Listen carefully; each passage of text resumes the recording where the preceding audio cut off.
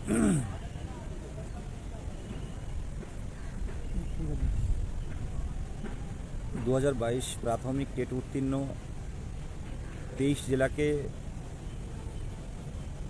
সংগ্রামী অভিনন্দন এবং ডিএলএডের স্বার্থে 2022 প্রাথমিক টেট উত্তীর্ণ ডিএলএডের স্বার্থে যেভাবে আপনারা সংঘবদ্ধ হয়ে ভারতীয় শীর্ষ আদালতে আমরা অ্যাডভোকেট দিতে পেরেছি, তার জন্য ধন্যবাদ 23 জেলাকে। আজকের হেয়ারিং আপনারা সবাই দেখেছেন, আর যারা দেখেননি বিস্তারিত মোহিত বলছে, আপনারা শুনে নিন।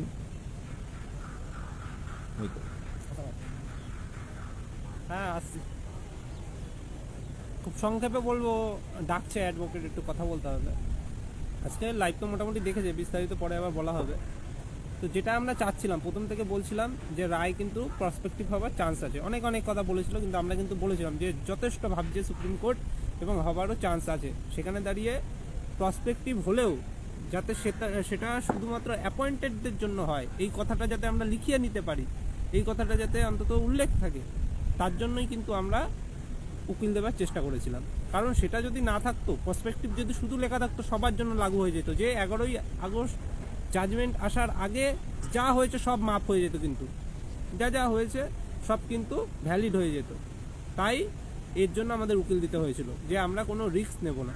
সেখানে দাঁড়িয়ে আজকে আপনারা দেখেছেন প্রসপেক্টিভ হয়েছে রায়টা, কিন্তু সেটা শুধুমাত্র কিন্তু আমরা যেটা চেয়েছিলাম যে অ্যাপয়েন্টেড টিচারদের জন্য হোক, শুধুমাত্র সেটা অ্যাপয়েন্টেড টিচারদের জন্য হয়েছে। এর ক্ষেত্রে কিন্তু মানে যারা এখনো চাকরি পায়নি তাদের কিন্তু মানে অতটা সুরাহা হয়নি। ঠিক আছে, এটাই আমরা চাচ্ছিলাম যে যা হবে আমাদের যাতে কোনো অসুবিধার একটা অর্ডার না বেরিয়ে আসে। কারণ এখান থেকে যদি প্রসপেক্টিভ ওভাররুলিং অর্ডার আসতো, যে লটাও প্রসপেক্টিভ ওভাররুলিং, জাজমেন্টও প্রসপেক্টিভ ওভাররুলিং, তাহলে কিন্তু জাজমেন্ট আসার আগে যা হয়ে গেছে সেগুলো সব ভ্যালিড হয়ে যেত। যারা বিএড টেট পাস করে আছে তারাও ভ্যালিড হয়ে যেত। তো সেইখানে দাঁড়িয়ে আজকে কিন্তু আমাদের কথাটা, আমাদের যে দাবিটা, সেই দাবিটা কিন্তু পূর্ণ হয়েছে। প্রসপেক্টিভ হয়েছে শুধুমাত্র অ্যাপয়েন্টেড টিচারদের জন্য, বাকিদের কিন্তু হয়নি। বাকি লড়াইটা আমাদের লড়তে হবে। আমাদের আগামী যে লড়াই রয়েছে হাইকোর্টের থেকে শুরু করে আবার লড়াইটা লড়তে হবে। সুপ্রিম কোর্টে এই মামলাটা মোটামুটি শেষ। আর আজকে দেখেছেন যে উকিল মানে কী হারে ছিল, বিএডদের তরফ থেকে অনেক বড় উকিল ছিল। আপনারা দেখেছেন যে তুষার মেহতা স্যার এসেছিলেন পরে, সলিসিটর জেনারেল। এছাড়াও অভিষেক মনু সিংভি, পাটুয়ালিয়া স্যার, শ্যাম ধাওয়ান স্যার, যত সম্ভব অনেক বড় উকিল ছিল। আমাদের ডিএলএড তরফ থেকে কপিল সাব্বাল স্যার ছিলেন। এছাড়াও মীনাক্ষী ম্যাডাম যারা আগে থেকে ছিলেন তারা ছিলেন, গোপাল শঙ্কর নারায়ণ স্যার ছিলেন। আমাদের হয়ে যায় কলকাতা হাইকোর্টের সুবীর সান্যাল স্যার ছিলেন, এখানে সুপ্রিম কোর্টের গৌরব স্যার ছিলেন, সোমেশ স্যার ছিলেন। তো এরকম অনেক অ্যাডভোকেট কিন্তু ছিল। সবার কথা, সবার মানে আর্গুমেন্ট সেইভাবে করারও সময় আর কি পাওয়া যায়নি। সেখানে দাঁড়িয়ে জাজমেন্ট, অর্ডার, ক্লারিফিকেশান যাই বলবেন সেটা কিন্তু বিচারপতি মানে এক প্রকার দিয়ে দিল। বিচারপতি অর্ডার মানে দেখতে পারবেন যে শুনানির মাঝ থেকেই প্রায় অর্ডার লেখা শুরু হয়ে গেছে। মানে সমস্ত পক্ষ থেকে বারবার শোনার আর সময় সেভাবে কিন্তু হয়নি। মানে খুব লেন্থি যে আর্গুমেন্ট হয়েছে সবার পক্ষ থেকে, এটা হয়নি। বিচারপতিরা বহুদিন থেকে সমস্ত আর্গুমেন্টগুলো লক্ষ্য করছেন এবং জানেন কি আর্গুমেন্ট হতে পারে, তো সেই প্রেক্ষিতে তারা রায় দিয়েছেন।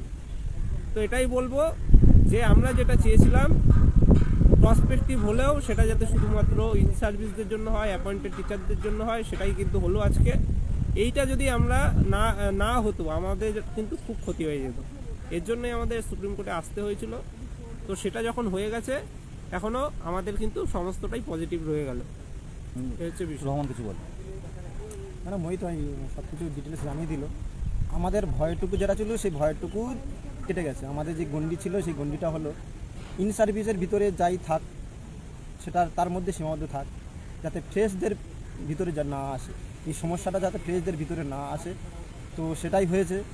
প্রসপেক্টিভ নেচার হয়নি, শুধুমাত্র প্রসপেক্টিভটা হয়েছে অনলি অ্যাপয়েন্টেড টিচার, একদম ক্লিয়ার ভাষায় বলে দিয়েছে জাজ সাহেব।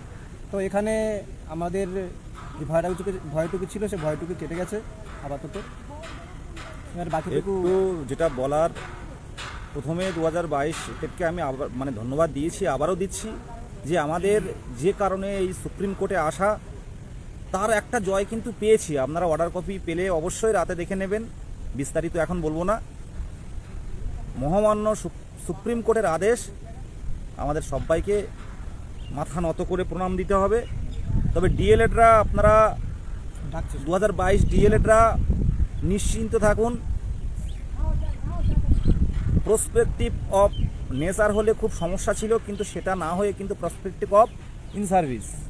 অপেক্ষা করুন, অর্ডার হাতে পেলে সব দেখে নেবেন। আমার মানে স্যারেরা ডাকছেন, স্যারদের সাথে কথা বলতে হবে। ভালো থাকবেন, নমস্কার পাশে থাকার জন্য।